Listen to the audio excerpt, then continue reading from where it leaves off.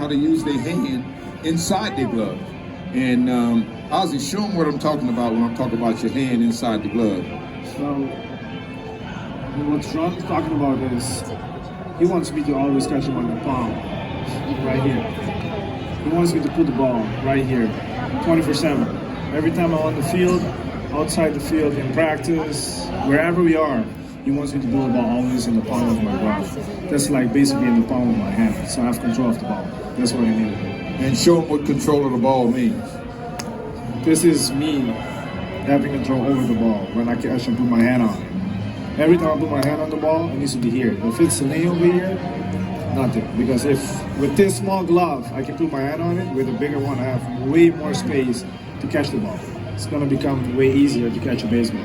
And when he catches the ball in his hand, catch it in your hand, and you go to get it, you have to go get it with the whole hand. You like can't this. go up in there with your fingers.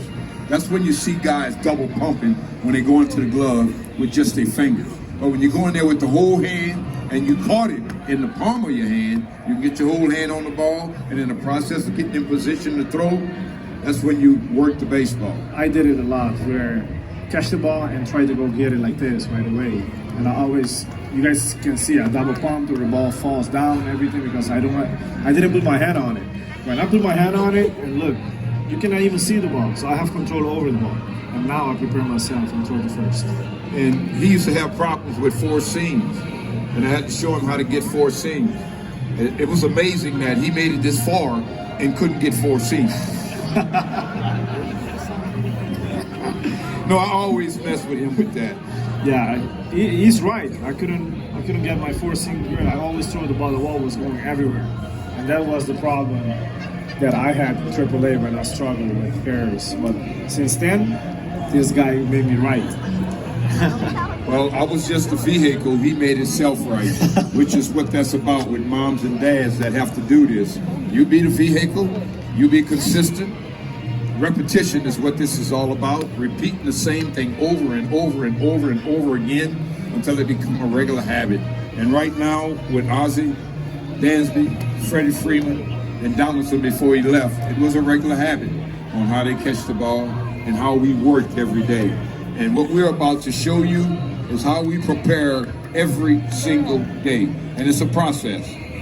All right? And I'm going to let Ozzie take you through the process. And it's something that moms and dads can do real easy.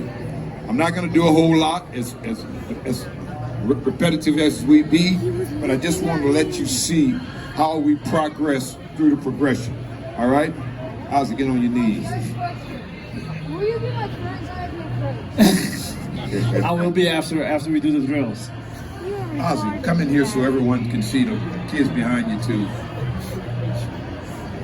So this is what we do every single time before BP every day. And when there is no BP on the field, we'll do it and just hit BP in the cage. So we clear areas in the cage and still go work. We don't let the weather stop us from doing what we have to do. Even when it's raining, we still do it inside. Anywhere. Anywhere. In the We find hallway, any place. we'll do some. In the hallway cage, it doesn't matter. Yes. In the locker room, doesn't matter. Doesn't matter. And the way you start is always in the middle. And you start in the middle with what, Ozzie? Both hands. Both hands. Putting the ball in, Yes. ball in the palm. Yes. And you just, what I'm doing right now is we're creating what happens when a ball is put in play. It's the last hop that we work on. After we do it in the middle, we go outside. It's the last hop. It's the last hop. Then we go to the backhand. It's the last hop. It's the last hop. Back in the middle, and then after we go through that, we run through the whole sequence, and then we end up with this. And they never know what's coming. They never know when I'm gonna do that. But they've been doing it so long, so when I do it, they have the technique down, so they know when that ball jumps, you turn the glove over instead of leaving the glove down below. From there, he stands up. The same thing we just did, I do with the fungo, but you don't have to do it with the fungo, you can do it with your hand. The same thing. Then he stands up, and when he stands up, he got the pad. Once I get him on his feet, he go to the pad. You may not have the pad, but this sequence that we're going through, I'm just showing you the things that we do just to get them ready for their day. Now he's got the pad, and it's in the middle. It's in the middle. It's in the middle. Now, the thing about working a pad to its perfection is force against force. You can't give with it when you got a pad. So when I put the ball on the ground, watch what Ozzie does. See, it's force against force. The ball coming in with force, he push it off his glove with force. I can't catch the ball in here. Throw one. It's bad. If I go again through the ball, I'm gonna catch it always. Watch this. Through the ball. Whatever he throws, through the ball. Everywhere he throws. See? And I always try to put the ball right in the middle. The same thing I do with the glove. And that's a trainer glove. My game glove is very much this big. So I have more depth catching. And speaking of depth, he has no depth with this one. We go from little glove to the pad, and then after we finish with the pad, he goes back to his normal glove. No, wait. I go first, shuffle, shuffle. Okay, shuffle, shuffle.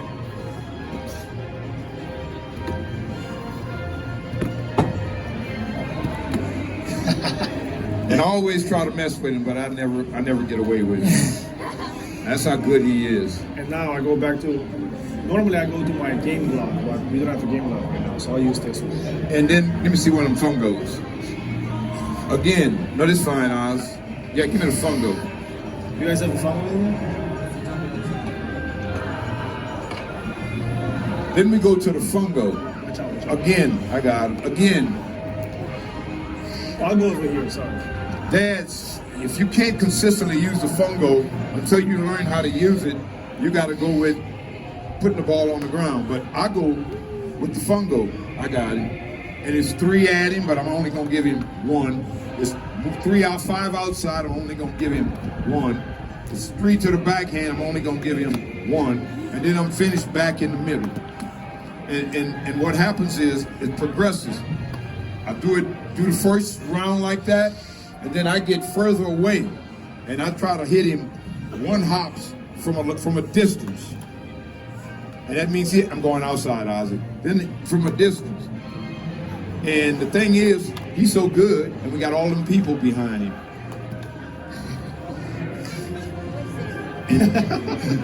He's loving it. Yeah. And what you're seeing is progression. It takes time. It takes time for these youngsters to develop from being afraid of the ball. It takes time for them to understand the sequence of lining the ball, the glove, and your eyes up. It takes time. And it doesn't matter the age. If they're able to put a glove on their hand and able to put the ball in the glove, you can teach them to continue to be successful. They learn at their own pace. It might take them a year, it might take them 2 years, it might take them 3 years. It all depends on how young you start them and how unafraid they are of the ball. They're still learning their bodies. But don't ever say that something is too much. They will get it when the time dictates that they're ready to have it. But they will be ahead. They will be ahead of everything. And that's the whole purpose.